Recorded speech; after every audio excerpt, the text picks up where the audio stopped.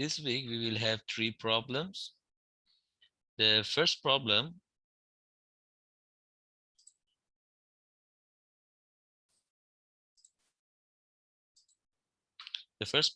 we want to find the natural frequency of the system shown here. Consider the beam as a rigid body and negligible mass. For this purpose, you can use different methods. I mean, you can obtain the equation of motion by using the Newton's second law. You can use the energy method as I used here, or you can use the Rayleigh's method to obtain the natural frequency, because according to the problem description, we need to only obtain the natural frequency of this system. So it's not necessary to obtain the equation of motion. But here I use the energy method to obtain the equation of motion and also the natural frequency. Here we have a system includes 2 springs with the stiffness K1 and K2, which K1 is located in position with the distance A, and K2 is located with the position with distance B with respect to the end of the beam or the rod. The total length of this beam or rod is L, and the mass which is considered as a particle with mass m is located at the end of this beam. So according to the problem description here, we can neglect the mass of this beam. So when we want to write the kinetic energy, we only have the kinetic energy due to this particle m, and it's equal to the half times by m times by the velocity of this particle squared. The velocity of this particle, if assume that this is the degree of freedom theta, okay, and if we assume that this system is rotating about this point with angle theta, and because this beam is considered as a rigid beam, so the velocity of this particle m is equal to L times by theta dot. As you can see here, this is the velocity. And the potential energy is the potential energy in this spring K1 and K2. And also we neglect the gravitational potential energy because you know that the weight of this particle m creates some initial deflection. We neglect the initial deflection into the potential energy of the spring, so we can ignore the gravitational potential energy as well. So this is the potential energy. It's equal to half kx squared. For the first spring, it's equal to k1. The displacement of this point is equal to a times by theta, as you can see, and half k2. And for the second spring, the displacement is b times by theta squared. Of course, here this is squared, b theta squared. So to find the equation of motion, the derivative of this total energy must be equal to 0 because this is a conservative system.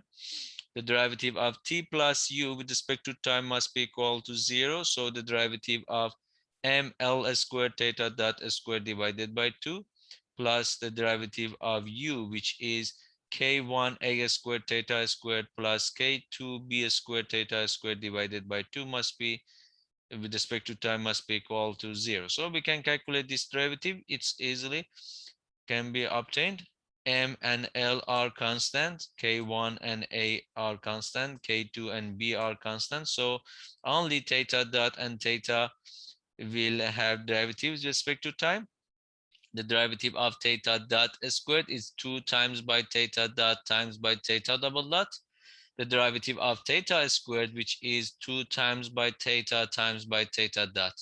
So this is the derivative if you simplify, and it must be equal to 0. And finally, we can conclude that the equation of motion is equal to this parenthesis, and it's equal to ml squared theta double dot and k1a squared plus k2b squared times by theta is equal to 0. So the natural frequency of the system is the coefficient of theta, square root of coefficient of theta divided by the coefficient of theta double dot. So this is the omega n, which is the roots of the characteristic equation. Clear? No question?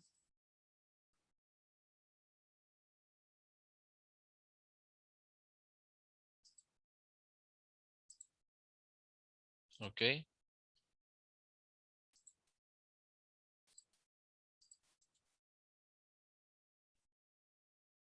The next problem is a rigid block of mass m, uppercase M, is mounted on 4 elastic supports as shown.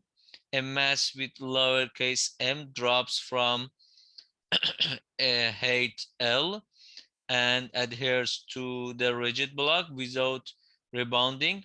If the spring constant of each elastic support is K, find the natural frequency of vibration of the system with and without the mass M.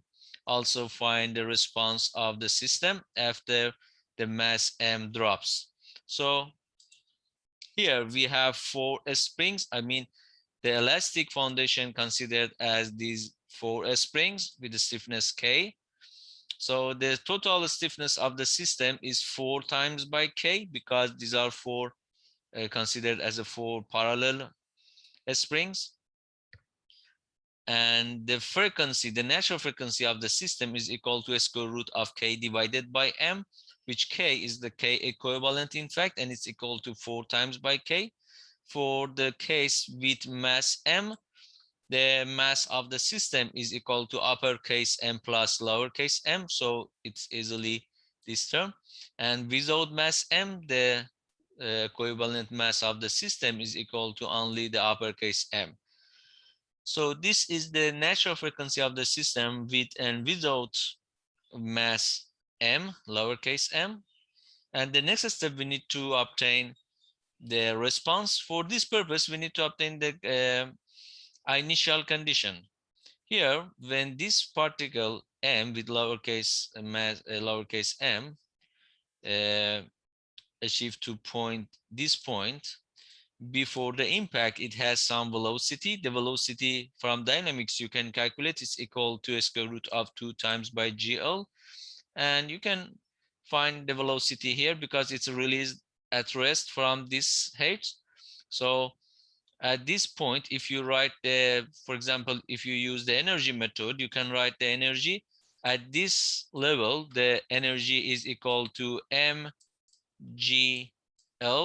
and at this level the energy, because if we assume that this is the bottom level, so the energy is equal to half mv naught squared. So the energy must be equal. I mean, mgl is equal to mv naught squared divided by 2. From here, you can conclude this term, which v naught is equal to a square root of 2 times by gl. So this is the velocity of this mass m before the impact. And the velocity after the impact will be calculated by using the conservation of momentum, again from dynamics. So the momentum before the impact is equal to m times by v naught, which, because this plate or this big mass with uppercase m mass is at the rest before the impact. So the momentum is only due to the small mass with lowercase m mass, and it's equal to m times by v naught, which v naught is calculated here. And the momentum after the impact, because these two masses are stick together, so we will have the mass which is one mass which is m plus m times by x naught dot, or which is, this is the initial velocity of the system after the impact. So from here you can calculate the x naught dot, and it's equal to this term. This is the initial velocity, and the initial displacement x naught when this mass m is located on the plate it will create some initial deflection, which is different from the static deflection of the system, and it's considered as the initial displacement in your system. Now we will have the initial condition. X at t is equal to 0 is x naught, and x dot at t is equal to 0 is calculated. So we have one equation with these two initial condition.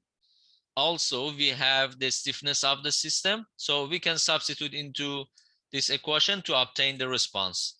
And also you can form the equation of motion and obtain the response again. No difference. Both of them will give you the same response. Okay. You will have the amplitude, which is calculated from this term, and we will have the angle phase, which is calculated from this equation.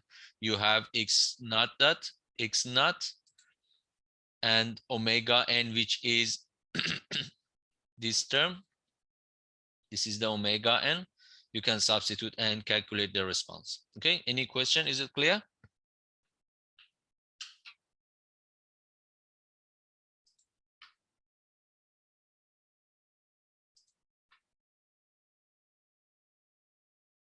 Any question from this problem?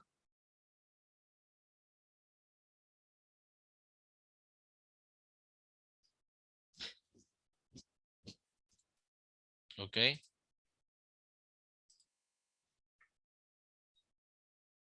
So the last problem, we want to obtain the response of S2F system that is initially displaced and released from rest is given. So in this case, we have the response. This is the response of the system, and it's start from rest. So the initial velocity is 0. Determine the damping ratio, natural frequency, and the initial displacement of system. So we need to obtain psi, we need to obtain omega n.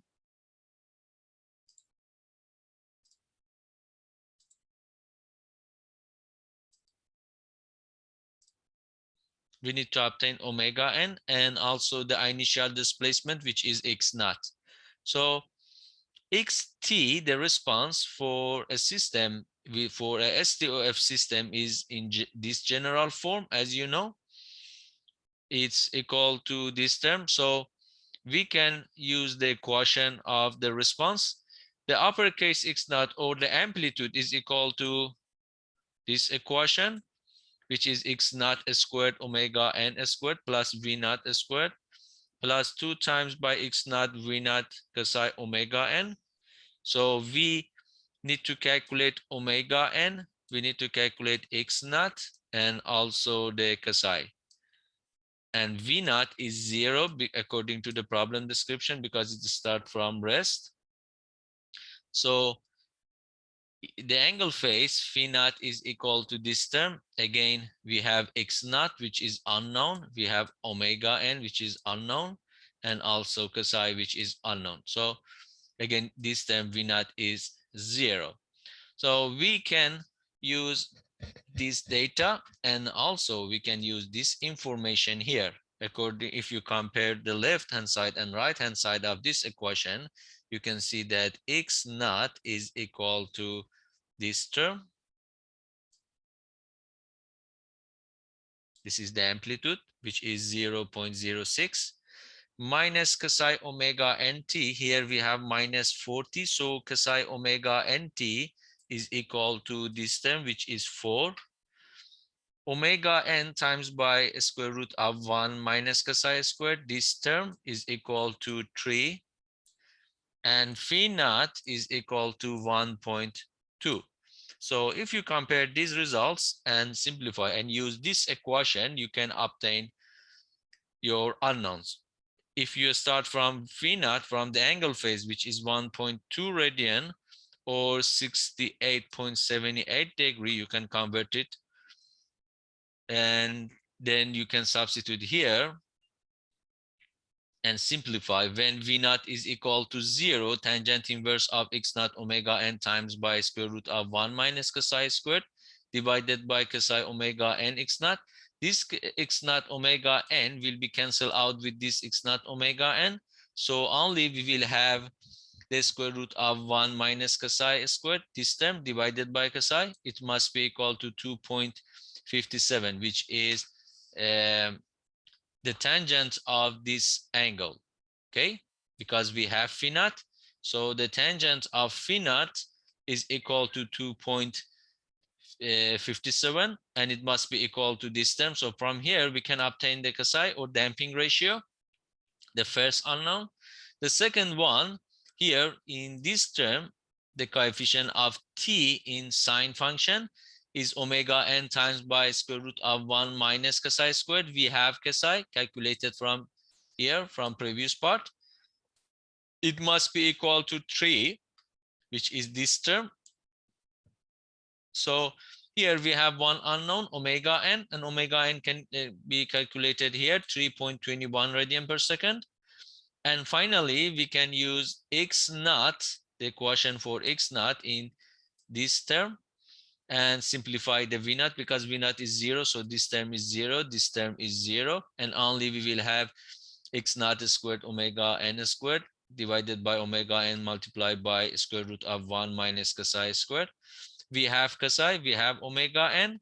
So you can substitute and solve this equation for x naught, which is the initial displacement.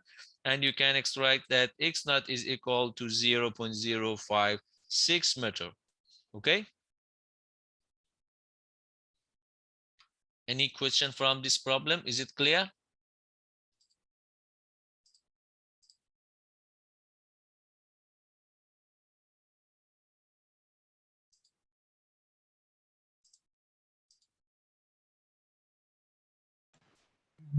Okay.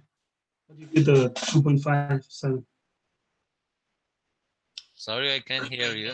What do you get 2.57 value? Yeah, that one.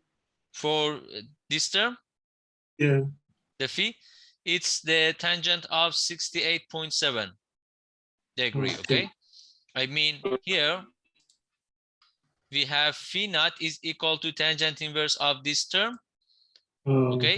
And we know that phi naught from here, we know that phi naught is equal to 1.2 if you compare these two equations, because phi naught is equal to 1.2 radian here, or we can convert it into degree, which is 68.78. So the tangent of phi naught is equal to this term. If you calculate the tangent of this equation, we will have in the left hand side, we will have tangent of phi naught. In the right hand side, we will have tangent times by tangent inverse. So this term will be cancelled out, and only this parenthesis will be remained. And in the parenthesis, v naught is 0, and x naught omega n will be cancelled out with x naught omega n. So in the right hand side, we will only have this term, 1 square root of 1 minus psi squared divided by psi. And in the right hand side, or in the left here, we will have tangent of phi naught. And tangent of phi naught is tangent of 68.7, which is 2.5. Okay. Okay, thank you. Okay.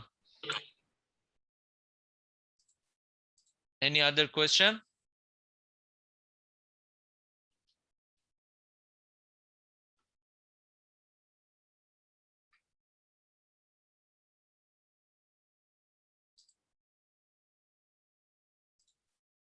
Okay, if you don't have any question, we can wrap up this session.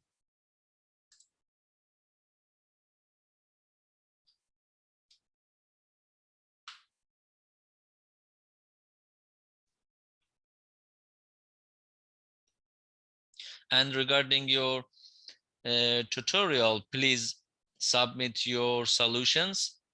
Today, I think only 4 students submitted their solutions, because your attendance in tutorial is based on your solutions. Okay, yes, I will explain question 1 again. The question 1, we want to find the natural frequency. As I told you, in this problem, you can use different methods, because we only need to obtain the natural frequency. You can use, for example, Rayleigh's method, because you don't need to obtain the equation of motion. But here I solve this problem using the energy methods, and also I extract the equation of motion For this purpose, you need to write the kinetic energy and potential energy. In this system, because we have one beam, the mass of the beam is negligible according to the problem description. So in the kinetic energy, only we consider this mass m, okay? Please pay attention. When you want to calculate the kinetic energy, each particle or each body which has mass will appear in the kinetic energy. If the beam or any other structure which has a negligible mass, it will not appear in the kinetic energy, okay? So here we have two bodies. One is this beam and the other one is this particle. The kinetic energy will only include the for this particle because it has mass m. This beam has a negligible mass, so we'll neglect the kinetic energy of the beam, and only the kinetic energy is equal to half mv squared. The velocity of this particle, if we assume this is the degree of freedom of your system and we call it, for example, theta, the velocity of particle m is equal to L times by theta dot. Okay, so this is the kinetic energy. And for the potential energy, we only have the potential energy into these two springs, K1 and K2. And we neglect the weight because due to the initial deflection created by this mass m, so we neglect the weight, and also we neglect the initial deflection in these two springs. So the potential energy is equal to half times by kx squared, which we have two springs, so we will have half times by k1. For the k1, the displacement of this point is equal to a times by theta, as you can see here, and half times by k2 times by its displacement, which is b times by theta, the displacement of this point, and it's equal to half k2 times by b theta squared. Here, this is b theta squared. So this is the kinetic energy, potential energy. The summation of these two terms is a constant value, and the derivative of this term must be equal to 0, okay? Because this is a conservative system and there is no damper.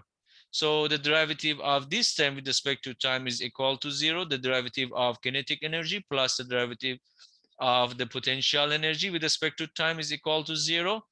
M, L, K1, A, and K2 and B are constant values. So only theta dot and theta will appear into the derivative calculations. The derivative of theta dot squared is equal to 2 times by theta dot times by theta double dot, and the derivative of theta squared is 2 times by theta times by theta dot. So if you simplify and substitute here, you can extract this equation, which the term in the parentheses is equal to your equation of motion, which is ml squared theta double dot plus k1 a squared plus k2 b squared times by theta. So the natural frequency of the system is the root of the characteristic equation, or is the square root of the coefficient of theta divided by the coefficient of theta double dot. It's similar to the equation of a simple spring mass system. Yes, when we have mx double dot plus kx is equal to 0. Here, instead of m, we will have ml squared. This is the equivalent mass. And instead of k, we will have this term k1a squared plus k2b squared. So the natural frequency is equal to a square root of equivalent k divided by equivalent mass, okay? Which is these two terms. Clear?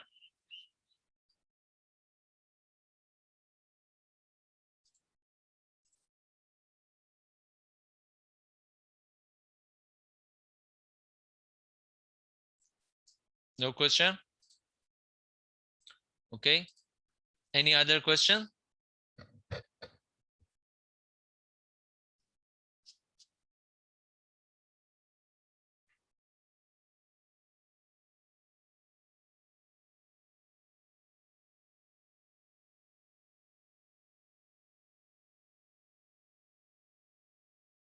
No questions?